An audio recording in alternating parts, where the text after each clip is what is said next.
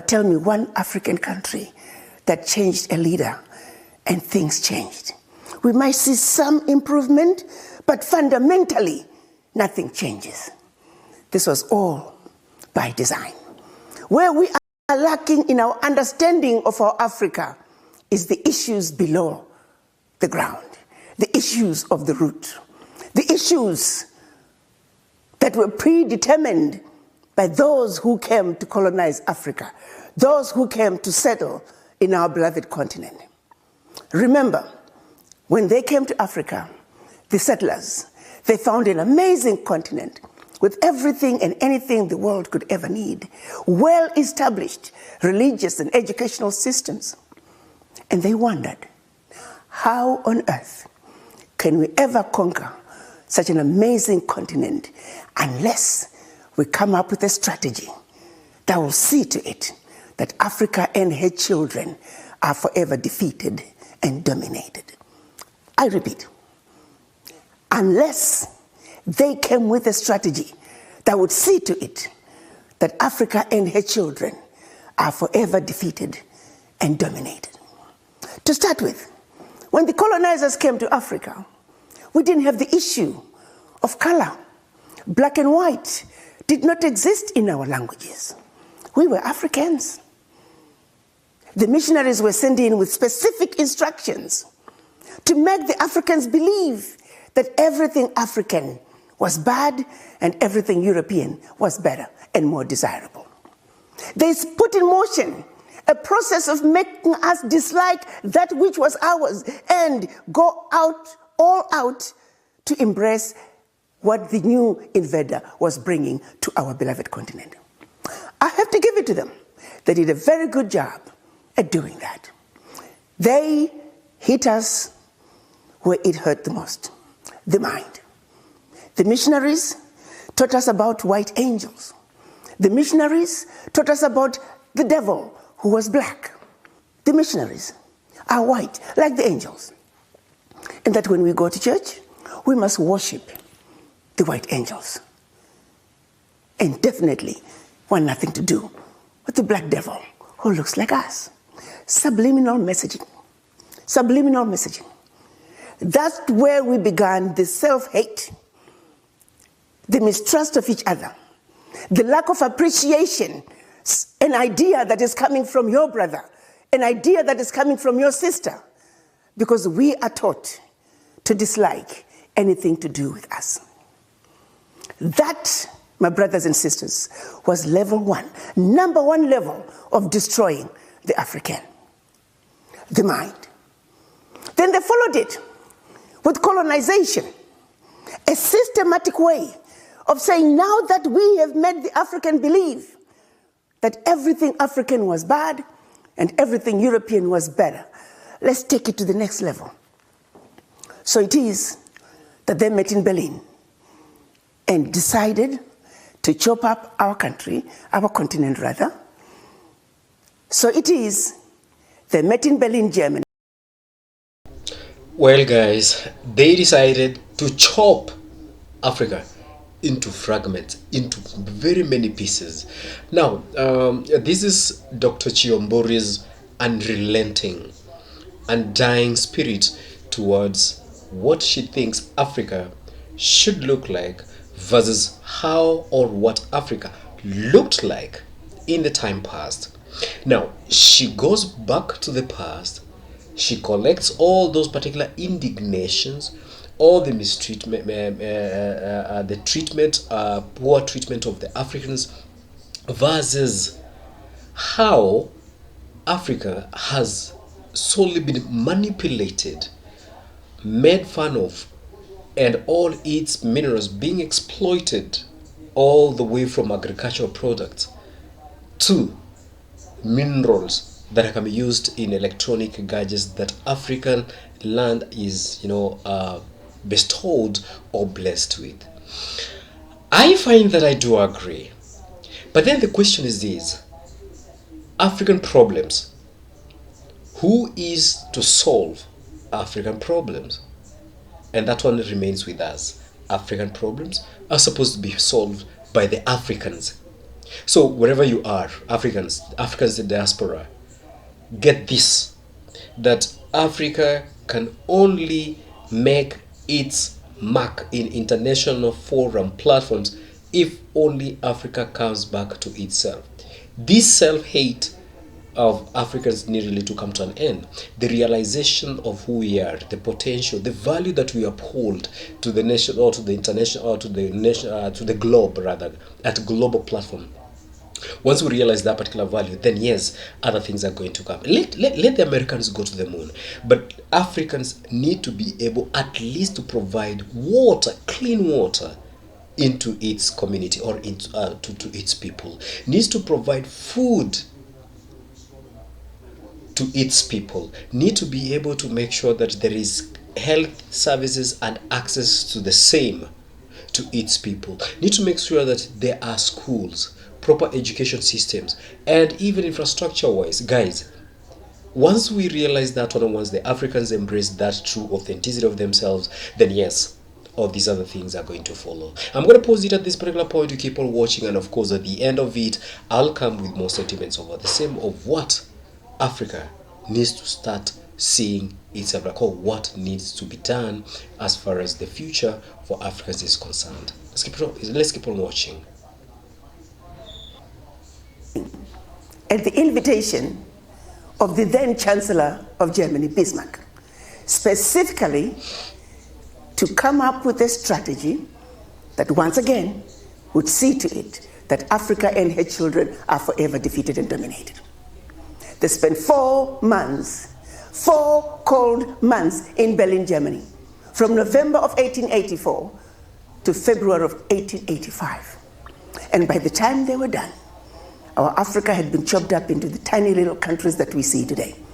Countries that were intentionally divided in such a way that individually they will never survive. That individually they are easy to exploit. The whole purpose was to see to it that they can continue to exploit the rich natural resources that we were endowed with in our beloved continent. A united Africa is an Africa that is difficult to exploit. An Africa that speaks with one voice is an Africa that is difficult to exploit. So it is what they came up with, their strategy of 1884 during the Berlin Conference, is what gave us the Africa that we have today. An Africa that has countries like Benin, countries like Togo, countries like Central African Republic, Niger. As a matter of fact, all African countries. Then they turned around and said, okay, here we are. You are independent countries. Of course, during the Berlin Conference and during colonization, every one of those countries was controlled from those capitals in Europe until independence, when our Pan-African fathers began to say there's something wrong with this picture. We can no longer continue to be subservient in our own continent. So they began to push back. And this is what led us to get the fake independence, where we were given political liberation, limited political liberation to this day. But what they kept and never let go, which brings me to issue number 3 of the route, was the economic liberation. You see, you got to understand that when we were under colonization, the companies that ran the economies of all African countries were companies that belonged to the colonizer. If a country was colonized by the British, the majority of the companies that controlled the economies of those countries were British. If you were colonized by the Germans, German companies. If you were colonized by the French, French companies, and so forth. That, my brothers and sisters, they never gave up. They still continue to control the economies of their former colonies to this day. Let's go back and summarize where we are so far. The issues of the route. They messed with our mind. Berlin Conference. They divided us up, chopped up into tiny little economies that simply cannot survive on their own. And thirdly, in the name of giving us liberation, they never actually left our beloved continent. economic liberation was denied the Africans to this day. If you go into any African country today, the majority of the employers are multinational companies from those colonies, former colonies, who never left at independence in the 1950s to 60s. The colonizers have never left Africa. Issue number 3 of the root. In the 1940s, they created the Bretton Woods institutions. The Bretton Woods institutions were created with the fair understanding that their success was based on the failures of the developing countries, the majority being in Africa. So it is the international monetary policies are skewed in such a way that African countries are forever going to be paying debt they will never finish paying off. The average African country, as we speak today, spends about a third of their GDP on loan repayment. How can a country survive? It's all by design. Countries that have never defaulted on their loan repayment, and yet the rating agencies continue to give them poor ratings so that they can justify giving them high interest loans. We must understand the international finance system and how it is keeping their knees on the necks of the African countries. The international finance system must be analyzed, and we're asking those involved to give Africans a break, and that we must treat Africa fairly. We must demand that. Issue number 4 of the root. The international trade policies. You see, the continent still has 80% of its natural resources. Africa is the continent where the rest of the world is going to for their needs. Gold, check. Diamonds, check. Oil, check. Coltan, check. Copper, check. The list goes on. It's all in our beloved Africa. And the world wants it. The world wants our natural resources. Here is the problem. Going back to the Berlin Conference, the international trade policies make it very difficult for African countries to add value to our natural resources. Hence, as we speak today, the majority of the natural resources coming out of Africa leave Africa without value addition. Have you ever wondered, why is it that over 65% of the world cocoa beans come from West Africa, and yet it's only recently, past couple of years, that we started seeing a few factories manufacturing chocolates? It was all by design, thanks to the unfair trade policies. Have you ever wondered, why is it that we get coffee and tea from Switzerland? Have you seen the large coffee fields in Switzerland? A good portion of that is coming from our beloved continent, East Africa. Why are we not questioning the large quantities of coffee and tea coming out of certain countries when they are not growing that much coffee, when they are not growing that much tea in their countries? Why are these countries allowed to get away with relabeling African products as their own? It's all by design. The world trade policies that give a blind eye to atrocities that are being committed on our beloved continent. That's issue number 5 of the root. We must understand the international trade policies and how they're keeping Africans from creating the much needed jobs in our beloved continent. You take, for example, coltan alone. If we were to say every item, every microchip that requires coltan must be manufactured in Africa, that means that microchip in your cell phone, in your laptop, in our electric cars, the list goes on. That alone could create millions of jobs for the Africans, so we can no longer talk about unemployment for our youth. That alone. Have you ever wondered if we were to say everything that requires chocolate must be manufactured in Africa? Do you know how many jobs we could create? Those who are manufacturing chocolates outside Africa, all they're adding is water and milk. Do people even know that? Does the world even know that? Cities are built out of African cocoa beans. Does the world know that? Why is that being allowed? It's the unfair trade policies.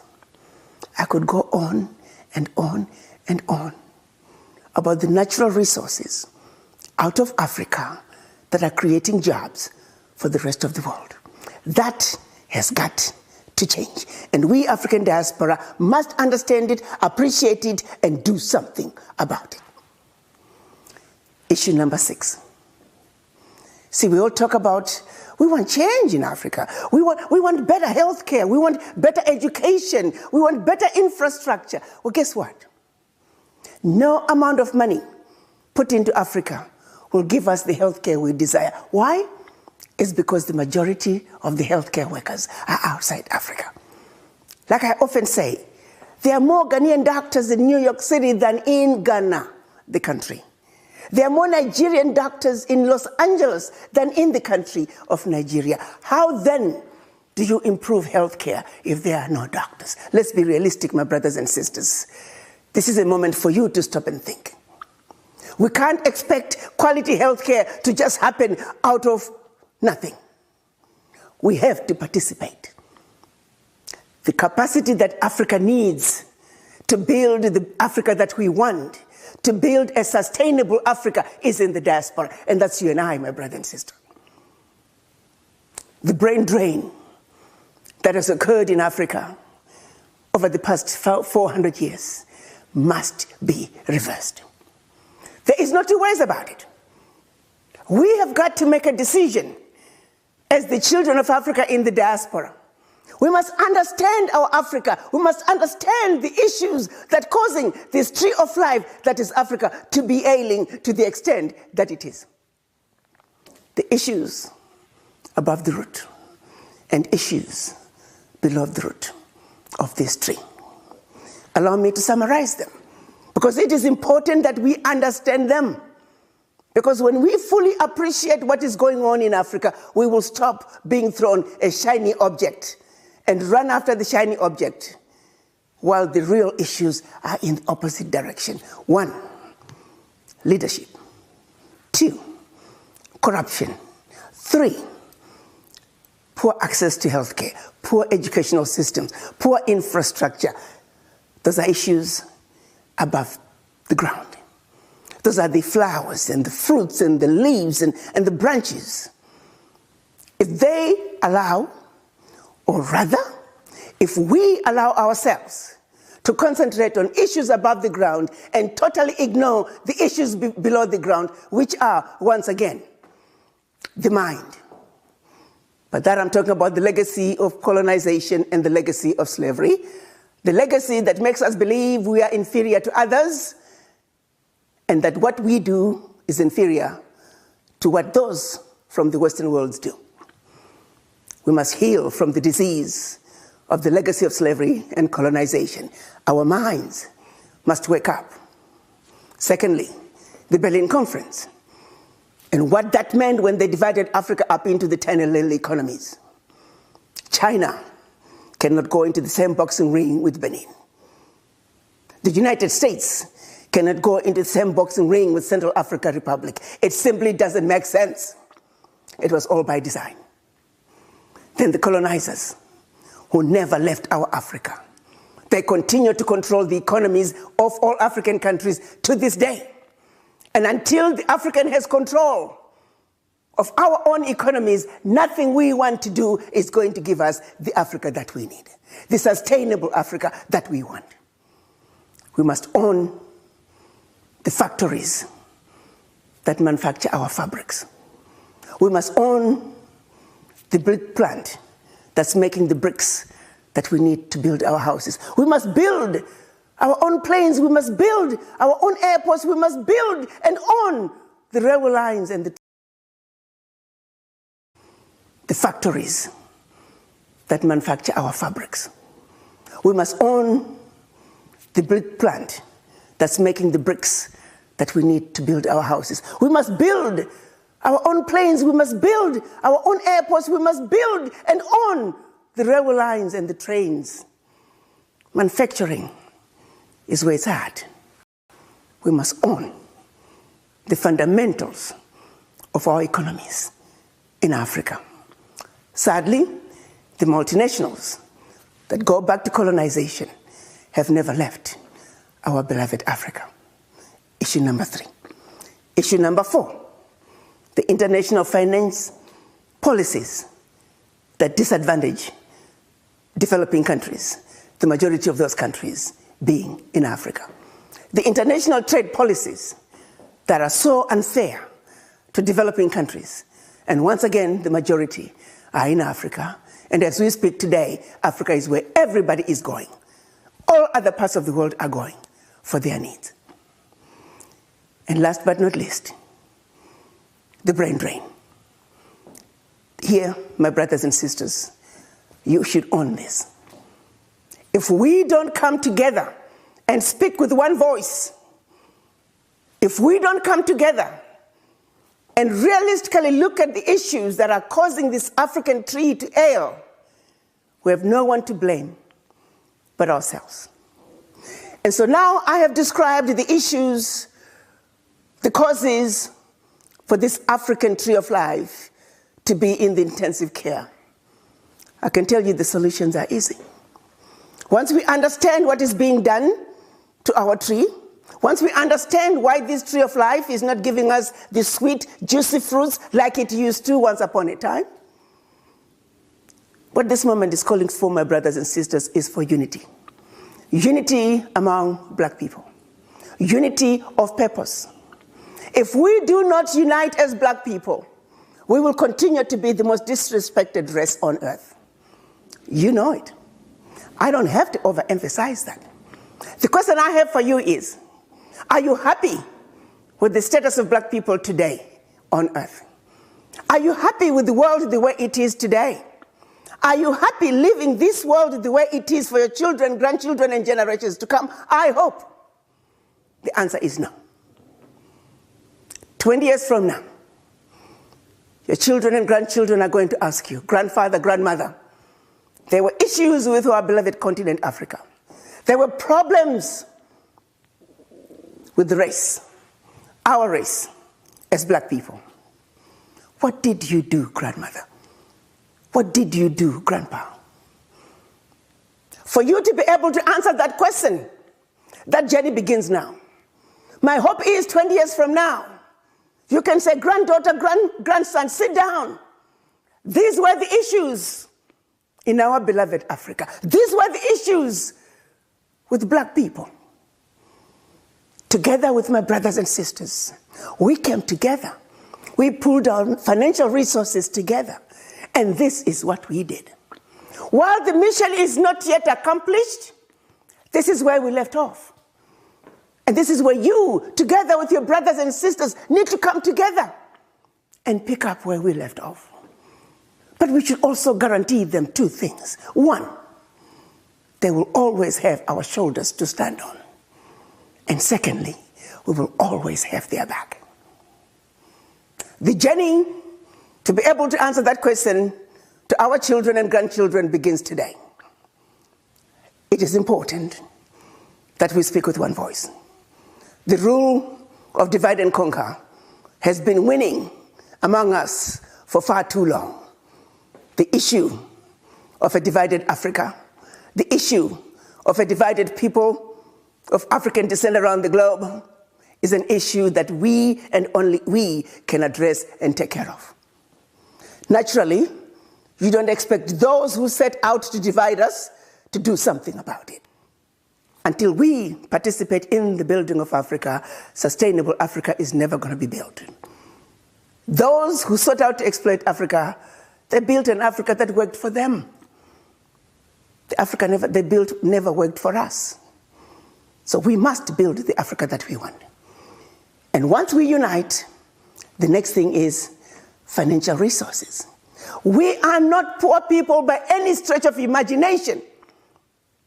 To women I say, look at how many clothes, handbags, dresses, shoes in your closet that still have tags on.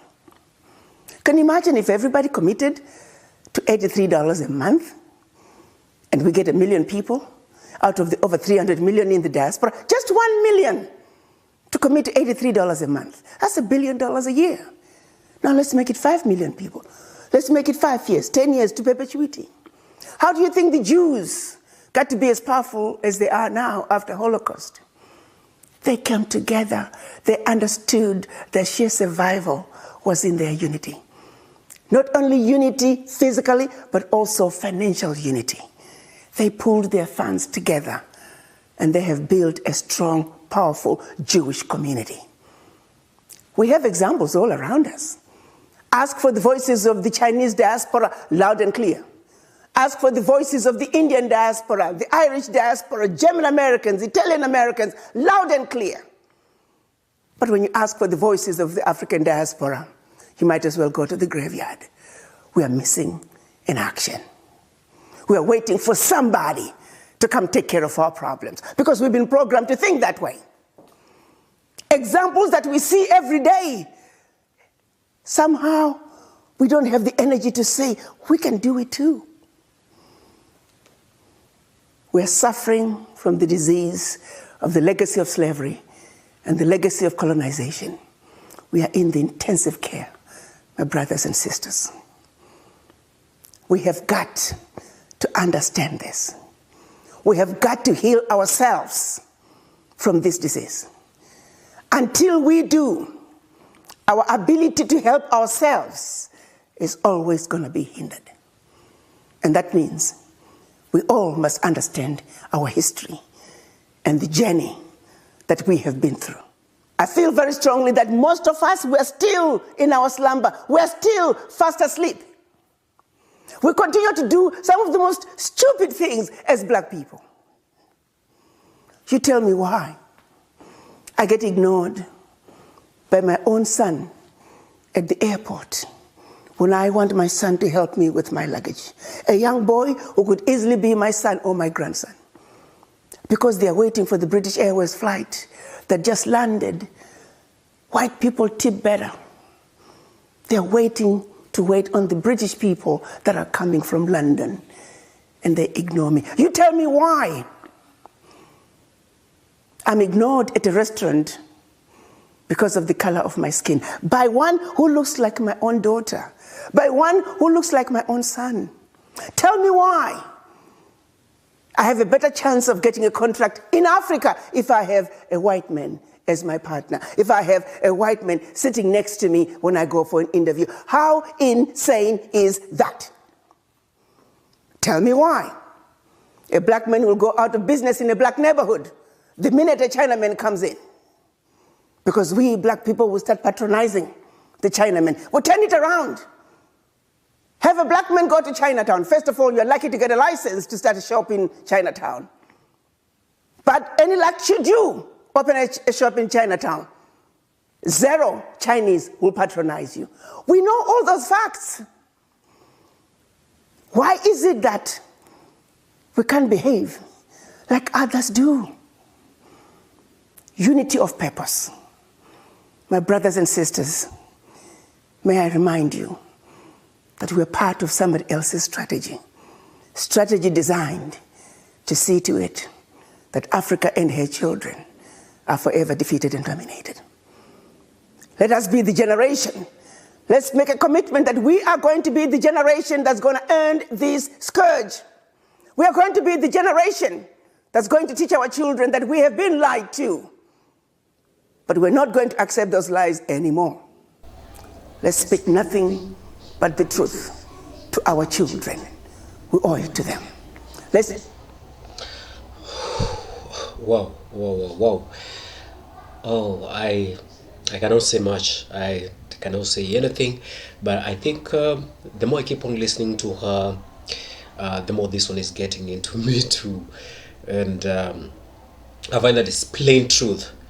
Yes, It is plain truth. So Africans in diaspora, and this one is for the Africans in diaspora. If you've listened to this message to the far from all the beginning all the way up to this particular point, then you know what it means. Then you know what it means. Be an ambassador of the Africans from the African diaspora. I'm yet looking for this particular organization that is really spearheading the sustainable Africa from outside Africa. Only then, and only then, even as she said, that are we able to set ourselves free from this particular somebody's agenda. We are part and parcel of somebody's big plan. We don't need to. Personally, no. I think more of this is on the way coming. So let me know from the comment section of what exactly you think. And again, help me spread this particular message. Help me spread the gospel. And then when you come back again here, we'll be talking of a new gospel that we need the world to see of us Africans. Stay safe and let's do something.